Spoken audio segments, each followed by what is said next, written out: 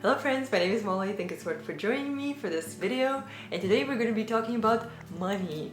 In this video, I wanted to share my story as a person who never knew anything about money. I was not set up by my family. I had very strong fear of money. There are a lot of lessons I had to learn the hard way, and I feel like a lot of you could recognize yourself in this. Maybe you have a huge anxiety around money. You're scared to confront it, just like I was. Maybe you just don't want to take responsibility for it, or just let it spiral out of control. Maybe you don't understand how to manage your finances or where to start. In this video, I really want to share my experience in becoming more confident with money and gaining freedom with money as a person who came from a background of complete financial darkness. Through sharing my journey, I'm really hoping to inspire and empower you, because when I did start to confront my fears about money and developing positive habits, my life has really started changing in such a transformative way. And that freedom, that peace of being able to manage your finances, of not being afraid of it, is priceless. And that is something I want you to experience. You might be asking me, what am I doing here making a finance video? Because my channel is mostly on lifestyle and yoga related things. But if you've been here, you know that I'm a strong advocate for peace in our lives, and confronting my finances is something that is essential for feeling that peace. That is something I used to ignore and be scared of, but understanding that this is something that needs confrontation and working on it has brought me a lot more peace. And by confronting our finances today, we can cultivate much more peace and clarity in our lives. So first, I wanted to paint a little picture of my backstory, what my experience with money has been, and just in general in my family. With my childhood, zero financial education. My parents never talked about money with me, and if something, they would mostly just fight about money or express the anxieties about money. So of course, when it came to money, I grew up with a lot of anxiety around it, a lot of fear, a lot of that feeling of scarcity, and just in general, financial stability seemed like something unattainable. And of course, that kind of background resulted in me having quite negative financial habits. And I remember how it expressed itself. On one side of the coin, I was very frugal, but frugal to my own detriment, where I wouldn't understand the value of experiences and the value of good quality things. For example, when I was 14, I went for a trip to Europe with my art school for an art competition, and all of the parents give money to each kid for spending on this trip, and I would receive some money as well. And I remember on this trip, I would not spend any money on any souvenirs or experiences. I wanted to bring that money back to my mom because I was painfully aware of our limitations. And I remember at the end of the trip, my teacher came to my mom and said that I was not spending any money, and kids would get like ice creams and different little fun things, but I would just not spend any money. And I remember I was proud of myself back then, but now I'm thinking back and it is a little sad, and I think the teacher was a little concerned for me. And that kind of extreme frugality to my own detriment was one side of the coin, and the other side of the coin expressed itself in that chronic spending. And that is something that happened to me actually right after that trip. I got an opportunity to move to Germany to my dad. Because my dad wasn't there all the time, he would leave me money for some groceries, and I would just uncontrollably spend it all on just cheap clothing, some little things here and there. I was not looking at how much money I have, how much I'm spending, how much I have left. This complete blindness and avoidance of money, this was my pattern with money. This kind of intense frugality and the bursts of chronic spending. There was absolutely no balance and no healthy relationship when it came to money. And right now I can confidently say that my relationship with money has transformed completely in a much more positive and conscious direction. How did that happen? One of the first and most important money lessons I've learned continuously is using money as a tool. And what I mean is, instead of trading money as a means of getting by, which is what I was taught, instead you utilize money to make it a sharp tool to carve out a road that you decide you want. And that means several things. First thing, it definitely means saving. That is a direct tool that money can be. And one of the first examples of how I witnessed how powerful that tool can be happened when I was still a teenager. I was 17 at the time, and I was really into photography. I would shoot every week, several times a week, and that was my air. That was something that I was very passionate about. And I knew that if I want to actually do work that I'm proud of, that I want to continue pursuing it, I need a laptop. I need a powerful tool to work on. I remember I was saving money for a couple of years at that point, just without looking at it, just kind of putting it aside, especially after understanding how much I overspent back then when I was 14. I was ashamed of myself and started just putting money away. I eventually did save up for that laptop. It was a very powerful Asus laptop that was specifically made for people who use heavy programs like Photoshop and Lightroom. I saved up for it and I started using it, and that has turned out to be one of the best investments I've made, not because how expensive it was, but because of how much opportunities it afforded me. I did so much learning on this laptop. I did so much work. I built my career with that laptop. I earned money with what I love with that laptop. And me using the money back then as a tool to get what I want has opened so many doors for me. Saving can create huge opportunities for you that you cannot sometimes predict. But when you decide what you want to save for and how you want to utilize it, that is definitely something that puts you on a path of success and utilizing money wisely. That is one of the most powerful experiences I had with money.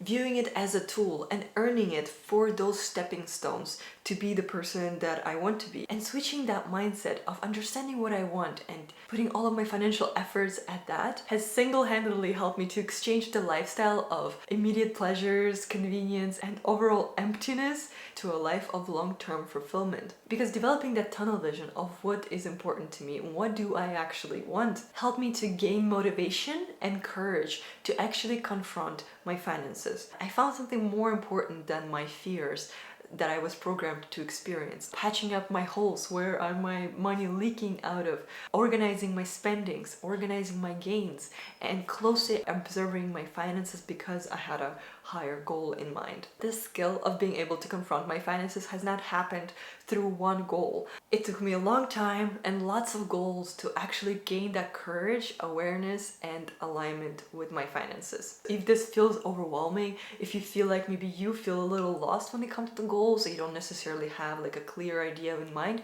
that is okay. That is definitely something that I've experienced. I just had one little goal in mind, to save up for that laptop because I wanted to edit photos on a more professional level. Once you just start to tap into what is important to you on a smaller scale, that is a great direction to start taking. The courage to confront your finances, to actually look at your bank account and check your statements, pay out your debt, is not something that comes to you overnight. That comes to you with the right motivation. That leads me to actually a very important pitfall that a lot of us, I'm sure, have experienced, and that is something that I personally had to unlearn. And that is that important to me?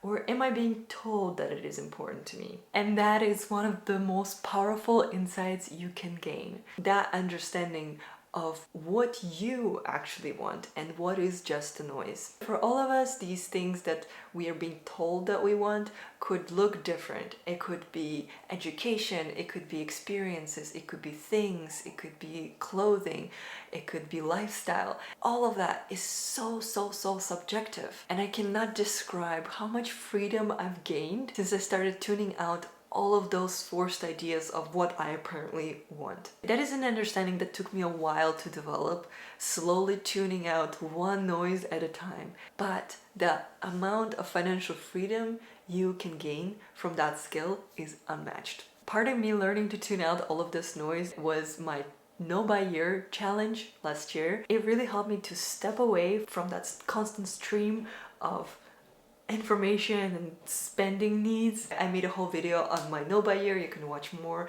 about my experience with that. But that was one of the most powerful tools I used to tune out all of that noise. Ironically, that year that I did that challenge was the year where I earned the most amount of money with my photography and saved the most amount of money. And I think that was a little wink from the universe.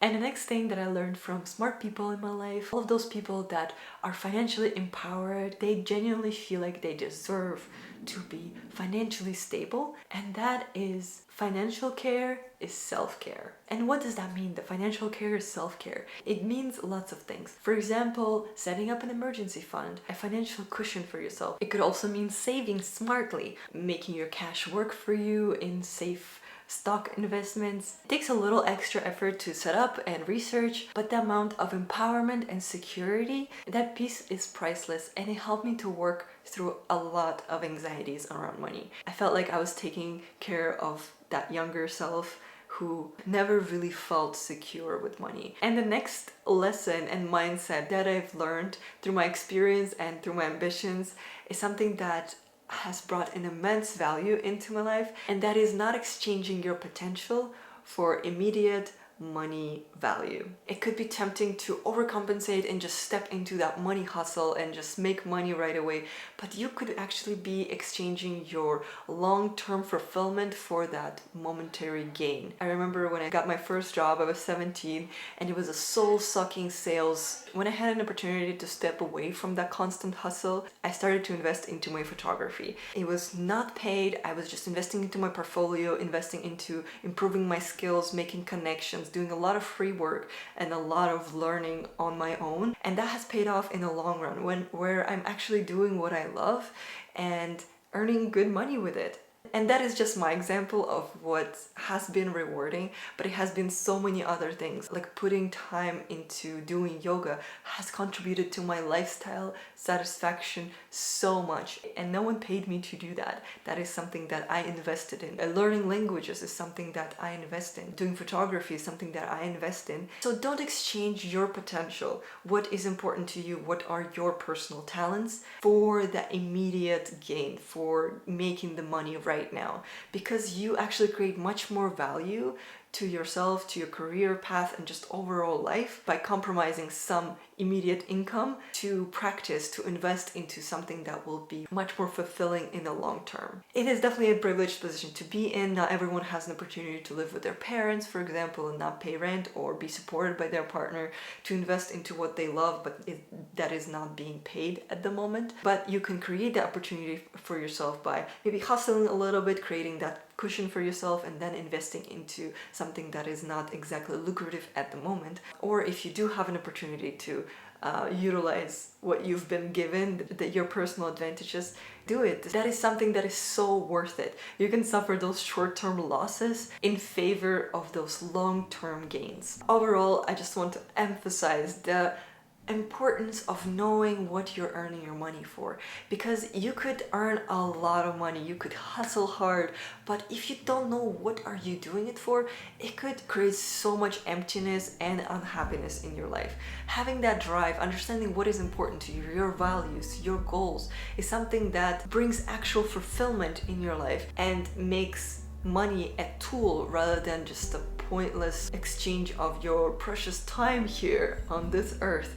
So understand, what are you earning money for? What drives you? It could be just a comfortable lifestyle, and understanding what a comfortable lifestyle means to you. So overall, one of the main lessons I've learned, not engaging in passivity when it comes to money. It is being proactive, taking initiative, taking care of that, because that is your self-care. You can create so many opportunities by using money wisely, confronting those avoidant behaviors, those fears that you might be conditioned to experience with money. That is something that I had to work hard on unlearning. I could see it much clearer, however, that is an ongoing journey. But it is a journey of liberation, that is a journey of creating freedom and power. You deserve abundance, you deserve to feel good, you deserve to feel secure. This is my experience. I hope this can help you to reflect onto your situation with money, onto your limiting beliefs. Maybe you can recognize some negative habits with finances, and also see how far you've come.